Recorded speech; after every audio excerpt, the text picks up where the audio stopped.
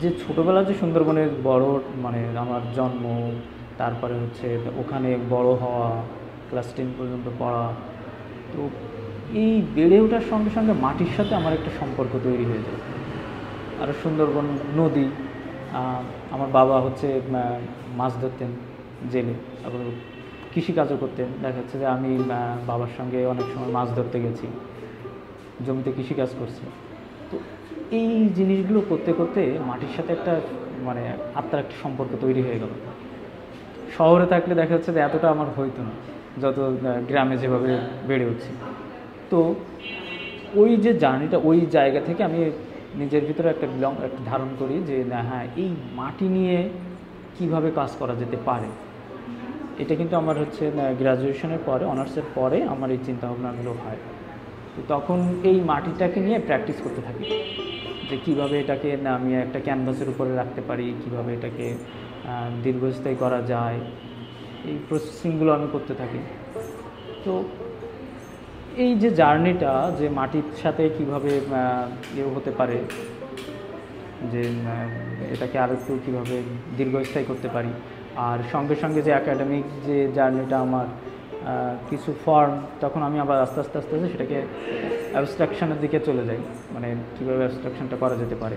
এখানে আরেকটা জার্নি ছিল আমার, যেটা হচ্ছে যে আমি এই মাস্টার্স পড়তে পড়তে আমি ইন্ডিয়াতে একটা লাদাখের ট্যুর দিই, সাইকেল ট্যুর, পুরোটাই চণ্ডীগড়ের ওখান থেকে। আমি পরে যে সময় সাইকেল ট্যুরটা দিই, আমি যখন পাহাড়ের পর থেকে উপরের দিকে উঠি, তখন আমি হচ্ছে বার্সাইকেল টপ যে নিচের যে ল্যান্ডস্কেপের যে ইয়েটা দেখতে পাই, এত গাছের ভিতরে বিভিন্ন ভেরিয়েশন, কালারের ভেরিয়েশন, কোথাও দেখা যায় গ্রিন, কোথাও ইয়েলো, কোথাও রেড, আর কোথাও হচ্ছে ব্লু, কোথাও ব্ল্যাক। প্রতিটা মুহূর্তে, প্রতিটা বাঁকে বাঁকে এই কালারগুলো আমি চেঞ্জ হয়। মানে পাহাড়ের একটা জিনিস আমি তখনই দেখতে পাই যে কিছু যাওয়ার পরে কিছু দূর, তখন মুহূর্তের ভিতর চেঞ্জ হতে থাকে। এই চেঞ্জটা, আর যেহেতু সুন্দরবনে থাকা আমার, সুন্দরবনের পাশেই, তখন সুন্দরবনের যে কালারগুলো, সুন্দরবনটা আমি তখন কীভাবে দেখি, যে এখন বুঝতে পারি, তখন হয়তো ছোটোবেলাতে অত বুঝতে পারতাম না, এখন বুঝতে পারি যে সুন্দরবন যখন আমি দেখি একটা ব্লার, একটা বিশাল আকারে, সেখান থেকে মনে হচ্ছে না ব্রাশের একটা টান। যখন ওটা আমি আরও কাছে যাই, তখন গাছগুলো ভেরিয়েশন দেখতে পাই। তখন দেখা যাচ্ছে যে কিছু ব্ল্যাক, কিছু ডেপথ, আলো ছায়া, এই জিনিস কিছু, তখন কিছু দেখা যাচ্ছে, কিছু ফর্ম দেখতে পাই আমি, কিছু ত্রিভুজ, হরিজেন্টাল, ভার্টিক্যাল, এই লাইনগুলো দেখতে পাই তখন।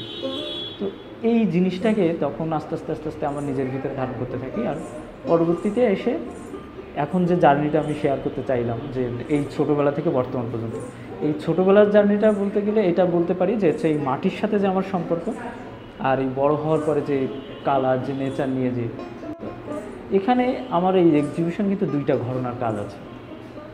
যেটা হচ্ছে দেখা যাচ্ছে একটা মাটির, আর একটা দেখা যাচ্ছে যে এই যে অ্যাবস্ট্রাকশন, যেটা হচ্ছে পুরোটাই নেচারের একটা, যেটাকে যেখান থেকে আমি অনুপ্রেরিত হই।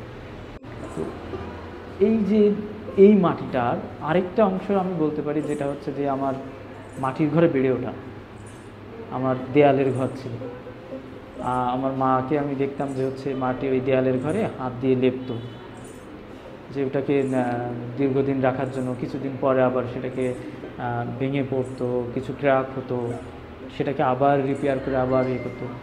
আমি আমার এই মাটির সিরিজের ভিতরে যে এই জিনিসটাকে আনার একটা চেষ্টা করেছি, যে কিছু কিছু জায়গায় ক্র্যাক আছে, কিছু কিছু জায়গায় হাতের স্পর্শগুলো, এই জিনিসটাকে এইভাবে আমার এই জার্নিটাকে কন্টিনিউ করার চেষ্টা করছি। আরেকটা যে ঘটনাটা, সেটা হচ্ছে মূলত যে আমার এই ট্রাভেল করা, বাংলাদেশে থাকা অবস্থায় আমি ট্রাভেল করেছি, যেমন এই সাজেক টাজেক, এই পাহাড় অঞ্চলগুলোতে। পাহাড় আমাকে টানে, নদীও যেমন টানে, তেমন বেড়ে ওঠা নদীর সঙ্গে, মাটির সঙ্গে পাহাড়টাও টানে। তো এই যে জিনিসগুলো দেখা, যে কালারের ভেরিয়েশন, যে আমার এখানে দেখেন কিছু ইয়েলো কালারের কিছু কাজ আছে। যখন এই ইয়েলো কালারটা আরও বেশি ফিল করতে পারি এই গ্রীষ্মের শেষে, যখন হচ্ছে গাছের থেকে পাতা ঝরে পড়ে, পাতাগুলো ইয়েলো হয়ে আবার ঝরে পড়ে, আবার নতুন পাতা জন্মায় সবুজ। তো এই জায়গাগুলোতে তখন হচ্ছে আমি এই কালারটাকে নিয়ে কীভাবে একটু খেলাধুলো করা যেতে পারে, এই জায়গাটাকে আমি ধরার চেষ্টা করেছি। আর সেই সঙ্গে অ্যাকাডেমিক প্র্যাকটিসের ক্ষেত্রে ওই যে কিছু আমার লাইনের প্র্যাকটিস হয়ে গেছে, কিছু হরিজেন্টাল, কিছু ভার্টিক্যাল, যদি মনে বলা যেতে পারে এইভাবে, কিছু আর্কিটেকচারালভাবে যে লাইনগুলো হয় বা দিতে পারি, এই জায়গাতে এই দুইটা ঘটনা, যেই জন্য ছোটোবেলা আর এই যে বর্তমান সময় প্র্যাকটিসের এই দুইটা জার্নিটাকে কীভাবে একটা জার্নিভাবে একটা করে করা যেতে পারে, এই জায়গাটা আমি চেষ্টা করেছি যে কি কতটুকু তুলে আনা যেতে পারে। আমার যে কিউরেটর শারমিন রহমান, তিনি চেয়েছে যে একটা অন্যরকম একটু বাড়ি বাড়ি ফিলিংসটা দেওয়ার জন্য, যে একটু অনুভব হয় যেন গ্যালারির ভিতরে ঢুকে যে এটা একটা বাড়ির মতো। এই জন্য এই যে কালারটা, আমার যে ব্যাকগ্রাউন্ডের দেয়ালের কালারটা, এই পুরোটাই ওনার।